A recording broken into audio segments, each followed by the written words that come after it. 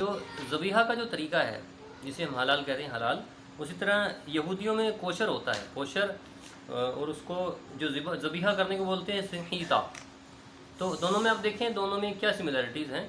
दोनों में अगर इस्लामी जो यहूदी ज़बीहा शहीता है, उसके लिए सिर्फ़ एक यहूदी जिसको जो ट्रेन हो और जिसको लाइसेंस मिला हो वही उसको ज़िबह कर सकता है या शहीता कर सकता है। लेकिन इस्लामिक जो वे है उसमें एक अक्लमंद आदमी हो जिसकी अकल सही काम करती हो, मुसलमान हो या यहूदी हो या ईसाई हो, और उसका फेथ हो, उसका ईमान सही सालिम हो, ऐसा आदमी भी ज़िबह कर सकता है अल्लाह का नाम लेकर।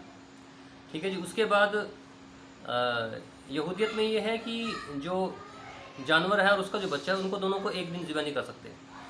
इस्लाम में क्या है कि एक जानवर के सामने किसी दूसरे जानवर को ज़िबह नहीं कर सकते। उसके बाद तीसरा है कि स्टनिंग, जैसे जानवर के सिर पर हमने बिजली का करंट दिया जिससे उसको हमें कुछ बेहोश कर दिया, वो स्टनिंग करके उसको ज़िबह करना दोनों जगह हराम है। वो हराम, वो जो गोश्त है अगर आपको उसको स्टन कर देते हो जानवर को, तो वो गोश्त जो है आपके लिए हराम है। जो जानवर पहले से ही डेड है, जो पहले ही बता चुका हूँ, वो बिल्कुल प्रोहिबिटेड है। इसको कुरान में मैता कहा गया है, यहूदियत में इसको आप देखेंगे यहाँ नवीला कहा गया है, और इसमें इधर आप देखेंगे मैता कहा गया है। और यहाँ जो यहूदी जो पढ़ते हैं उसका जिक्र है ज़बीहा करने से, नहीं उसको स्लॉटर करने से पहले जो पढ़ा जाता है उसका मीनिंग है blessed are your God lord of the universe who commands us concerning सहीता। इसी तरह जो इस्लामिक जो वो है तरीका, उसमें है कि बिस्मिल्लाह अल्लाहु अकबर या पढ़ेंगे, उसके बाद आप ज़िबह करेंगे। तेज़ नाइफ़ आप यूज़ करेंगे और उसके बाद बीमार जानवर को आप नहीं करेंगे ज़िबह। यहाँ बीमार जानवर और जो इंजोर्ड है, इंजोर्ड को नहीं कर सकते, वैसे ये मैंने जो लिखा है इंजोर्ड नहीं कर सकते। उसके बाद जानवर को अच्छी तरह बांध लिया जाएगा ताकि वो इधर उधर ना भागे।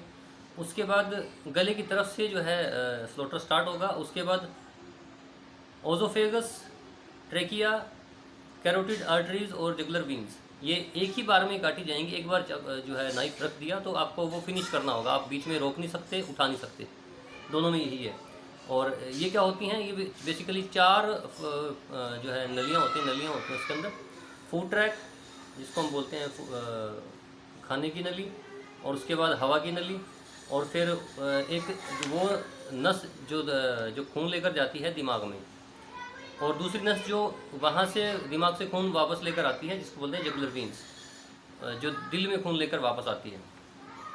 और फिर इस्लामिक उसमें यह है कि स्पाइनल कर्ड, जो रीढ़ की हड्डी जो उसकी ऊपर तक आती है, जो गर्दन की हड्डी है, उसको आप नहीं काटेंगे, क्योंकि अगर आपने उसको काट दिया तो जानवर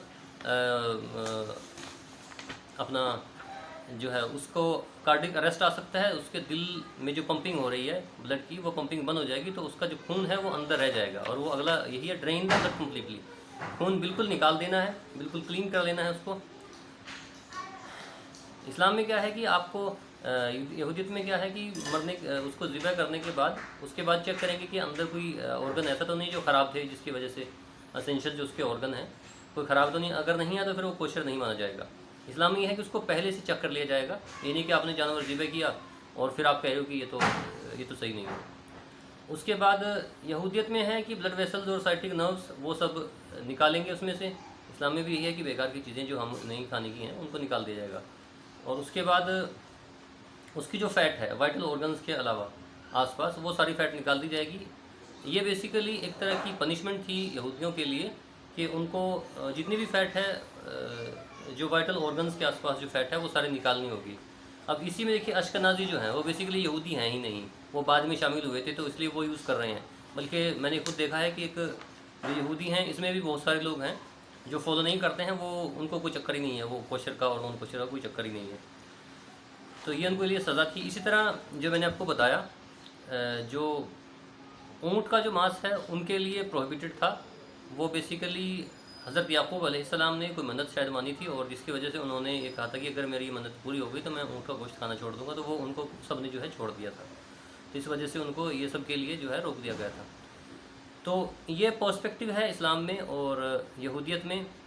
बेसिकली जो ईसाई जो मज़हब है, जो मतलब बाइबल है, बाइबल में ये तो बता दिया गया है कि जो तरीका है उसी से ज़िबह किया जाएगा, उसी तरीके से मांस को जो है स्लॉटर किया जाएगा जानवर को। लेकिन वो तरीका क्या है वो बाइबल में नहीं है। वो तरीका जो इनके जो यहूदियत के रब्बियों के अपने कानून थे उसमें वो तरीका जो है वो मेंशन है, जो मैंने आपके सामने पेश कर दिया। तो दोनों में सिमिलरिटी है, इस्लाम का तरीका और उनका तरीका। तो ये है इस्लाम में स्लॉटर कैसे किया जाता है। और एक चीज़ जो बड़ी ज़रूरी बताने की यहाँ ये है कि इस्लाम में जो स्लॉटर करते हैं या यहूदियत में जो है जो सबसे पहले जो नसें कटती हैं, चार तेज़ी से काटनी होती हैं और आप रुक नहीं सकते, तो वो पहले 3 सेकंड में जैसे ही वो काटते हैं तो उस टाइम पेन नहीं होता। और उसके बाद अगले 3 सेकंड जब वो नसें कट जाती हैं और दिमाग में ब्लड की सप्लाई बंद हो जाती है, तो उस वक़्त भी क्योंकि ब्लड की सप्लाई बंद हो जाती है तो दिमाग ऑटोमेटिकली सुन्न हो जाता है और जानवर अनकॉन्शियस हो जाता है। और उसके बाद उनको पेन नाम की कोई चीज़ नहीं होती अगले 3 सेकंड, और उसके बाद तो पेन नाम की कोई चीज़ है ही नहीं। अच्छा, उसके बाद जो जानवर छटपटाता है वो बेसिकली क्या है कि जो दिल है वो दिल अभी चल रहा है, तो दिल क्या करता है वो पंप करता रहता है और जितने भी मसल्स हैं वो फैलना सिकुड़ना, तो इस प्रोसेस में वो सारी की सारी लग जाती है। इस वजह से हम देखते हैं कि जानवर को लगता है कि छटपटा रहा है, वो बेसिकली छटपटाना नहीं है, वो उस प्रोसेस की वजह से ऐसा होता है। जबकि जो स्टनिंग की जाती है, जानवर को मारते हैं वैसे ही ऊपर से जिसे कहते हैं एक झटके में मार देते हैं, उसमें क्या है एकदम से उसको शॉक लगता है और दिमाग में वो शॉक उसके पेन जाता है। इसमें जो है पेन नहीं जाता है। तो ये दोनों में फ़र्क है और इसको बेसिकली टेस्ट किया गया था यूरोप में पहले परमिशन नहीं दी गई थी कोशर के लिए और हलाल के लिए, लेकिन बाद में उन्होंने जब इस पर इलेक्ट्रोड्स लगाए जानवर पर, जिसको जो है हलाल तरीके से या कोशर के तरीके से ज़िबा करना था, तो फिर उन्होंने वो चेक किया तो उन्होंने पाया कि हाँ इसमें कोई ऐसा नहीं है, कोई पेन नहीं है। तो उसी से ही डेटा निकल के आया कि उनको पेन नहीं होता ना फर्स्ट 3 सेकंड में ना उसके बाद, और उसके बाद तो बिल्कुल है ही नहीं कोई पेन। तो बेसिकली ये सारा प्रोसेस इसलिए किया जाता है ताकि जो उसके अंदर का दिल काम करता रहेगा, तो और जो उसका जितना ब्लड है वो सारा बाहर जो है निकल जाएगा। तो ये था इस्लामिक पर्सपेक्टिव, इस्लाम में जो है ये ज़बीहा कैसे किया जाता है इस बारे में। थैंक यू सो मच, फ़ी अमानिल्लाह।